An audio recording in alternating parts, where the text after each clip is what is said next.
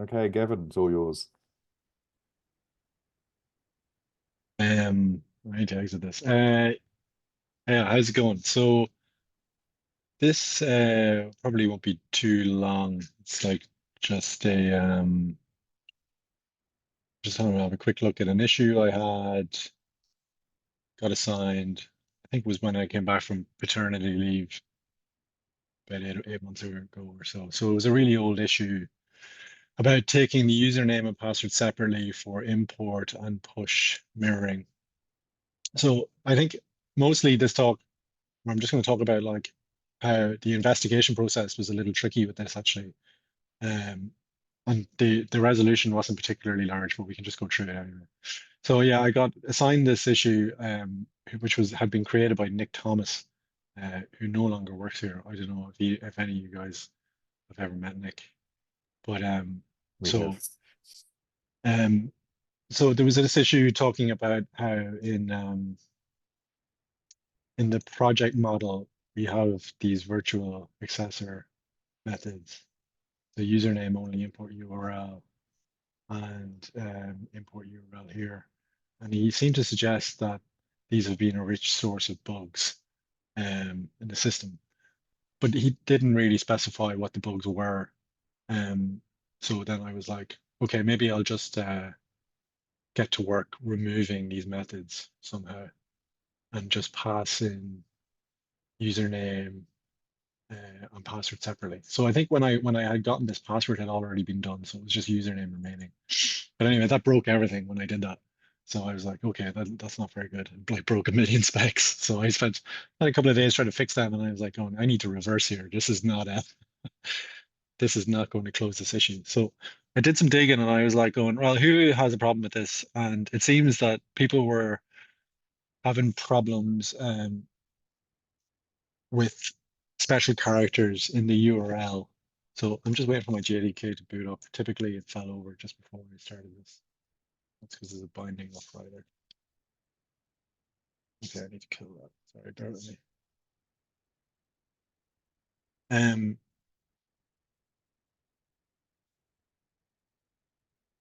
right.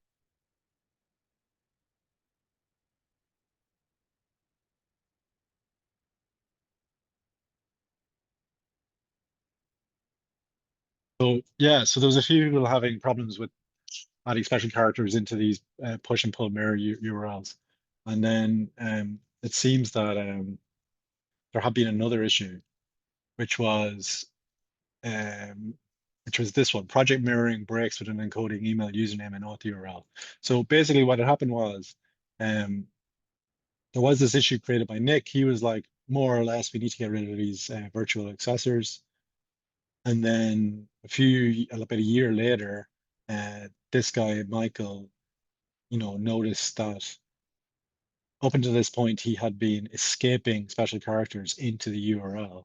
So when you go to the settings, as I'm sure, familiar with, in fact, is there a screen grab of it? Over here. He had a screen grab of it. Yeah, here you can see like you add in your URL and that stopped working.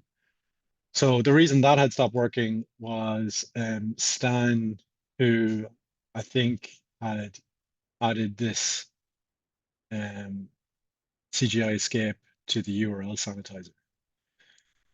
So when people were adding pre-escaped URLs into that URL entry, like I was telling you to do, it would make sense, I guess, to escape a username if you're putting it into a URL into GitLab. And then people were adding it in, and then it was being escaped again before we were storing it. So that was effectively breaking people's URLs. So it took me a while to figure out that that was a problem. And then um, in his solution, he was like, as a workaround, just don't escape it in the URL. So just you have this situation where you're kind of telling people this is a URL, but don't escape for URLs when you're adding it. And he said the big solution to this was like this CE ticket, which is actually a duplicate of the ticket that I had been assigned. So I think that's why it hadn't been shown up. So anyway, I kind of dug that out. That was fine. So then I was kind of going through these issues, and yeah, it seemed like some people were saying his solution wouldn't work, but they didn't quite understand it very well. So after all of that, after all that digging and me kind of getting lost a little bit and writing down everything, I was kind of following your Robert, your strategy of like kind of share as much. From my perspective, I was probably oversharing, let's face it, but I was trying to share in the ticket exactly where my research had led me to, because in a sense, it's kind of an easy, like we're going to end up with a very easy fix. And then I think it may have been like a way to three, like, but it doesn't really, like that single line change doesn't really reflect the, the amount of digging I had to do to get there. So we end up me slightly understanding the problem now. So, so in the code, I think what's happening is, um, the URL sanitizer up until this point, if this is built, yeah, it is cool. So people were putting their URL in here, just like that. And then in the username, they might put in something like this. And then it would come into this import URL virtual assessor here. And then this new method in the URL sanitizer was escaping that incorrectly. So instead of removing this, so my plan was to kind of remove this URL and then have an MR over here where we would just add the user directly. So that would just, head into the object directly. Instead of removing those methods, I think Vasily advised me in the MR just to keep them just in case, because it's like a kind of minimal amount of change happened. So as I just added that in, we were able to have a situation here where we would add a new, so if I slash this,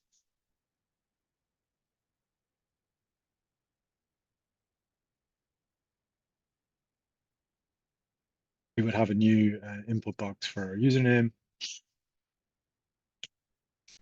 But at the same time, the username only import URL was still in use, but effectively we weren't supplying the username in the URL anymore. So it was just returning the URL, which was being persisted. And then the username is just heading straight to the credentials object instead, just like the password has now been done. What I would say is though, it took me quite a while. I don't know if anybody is familiar with this part of the code base, but disentangling the flow of what's being called here and how the credentials are getting written and how the usernames are getting written is it's quite time consuming. That whole sort of project import pool mirroring side of things is really old and quite confusing, because I think it was written to do one part of that, and then they had to, and then was it? I think it was written as pool mirroring or something, and then just used as project import, and it just required lots of sort of slight tweaks to it. So it's understandable why it was written that way, but it's quite complicated. Yeah, yeah. I mean, I guess for you can only have one pull mirror, right? But you can have multiple push mirrors. So yeah, I would imagine the pull mirror, I can't remember now. Say the pull mirror is originally that's like on the project model, I think. And then we have this separate thing called remote branches or something like that for push The mirrors. push mirroring is Yeah. newer by quite a margin, I think, as well. So it sort of makes a lot more sense when you're reading through it. Yeah, But that's I what I think we had noticed plans. Sorry. because I found it was kind of like it was easy to handle push mirroring, and then I was like going, Hmm. well, what's happening with pull mirroring now? It's not slightly different because it doesn't get stored in the same place. And then there's Yeah. all this stuff in Ah, my head yeah. about how Like when you remote mirrors for push mirroring and mirror equal true for pull mirroring, I believe. Yeah, for pull yeah mirroring is just like a Boolean yeah setting. Yeah. took me a little time to disentangle that, and then what else was I going to say? Yeah, I guess that's it. If there's any questions. Yeah, there have been discussions about rewriting pool mirroring, and there's even an epic, and maybe we will do it one day. Yeah, I think that's been around for quite a while now, actually, hasn't it? Yeah, the person who wrote the epic has left. It wasn't. However, It Vasily was. dusted it off at one point. And we almost did it, but then it got deprioritized, unfortunately. Yeah, so I think even after my change there's probably things like this. There's probably a few of these things, like the username only import URL, that we could probably refactor to remove, you know.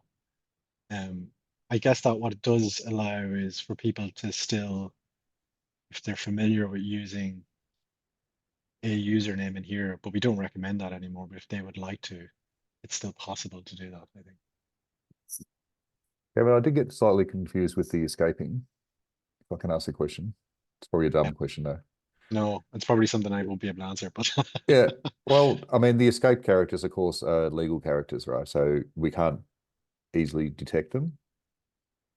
I mean, we can detect them, but they could just be part of a regular string, right? Or is that wrong?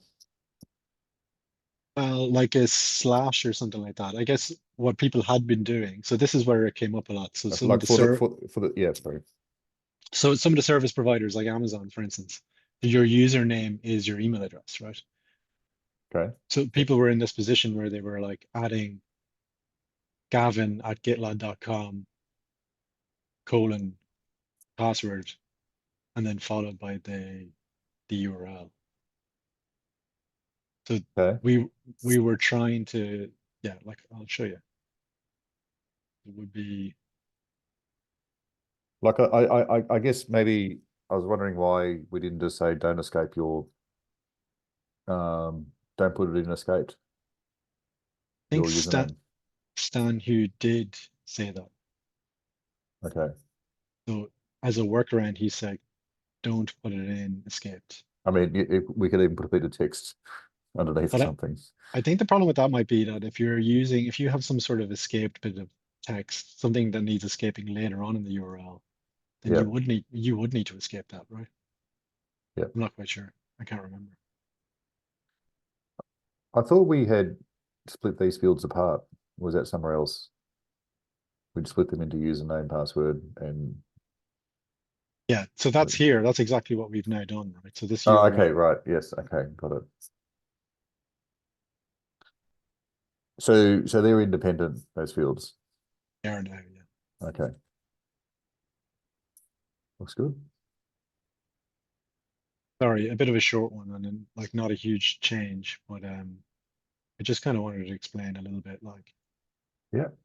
the sometimes it's hard with these older issues to kind of figure out exactly if something's a problem or still a problem. And what you end up having is a lot of people in the issue kind of think that it may be related to their particular problem. And you kind of have to go in and try to replicate each of those comments individually to see, you know, Yeah, if they're well, if referring to the same issue. yeah, and it's difficult when people are no longer around and you can't ask them directly as well. Um, yeah. So any comments, questions? Yeah, so um, I think you mentioned it, but can you still put the username and password into the URL field? Yeah, What happens if they do that? I haven't looked at it in a while. I think you may be able to, yeah, because it's still hitting this username only import URL method, which will strip the user credential from the URL, right? So we're sanitizing the URL and then it's returning, yeah, it's returning the user credential stripped from that. And then that's going to write the username builders here in the import data.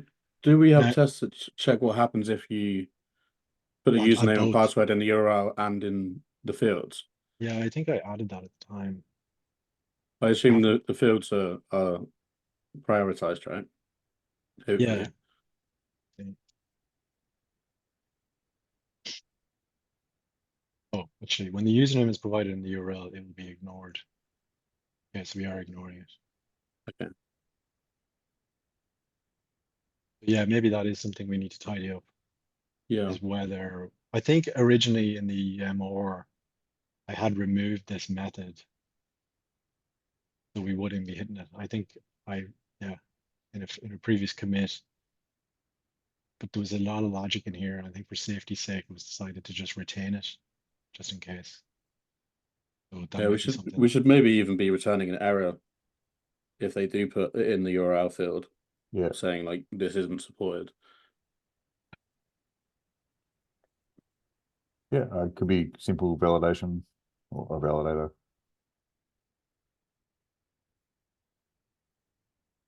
Okay, cool. Well, thank you, Gavin. That was pretty good.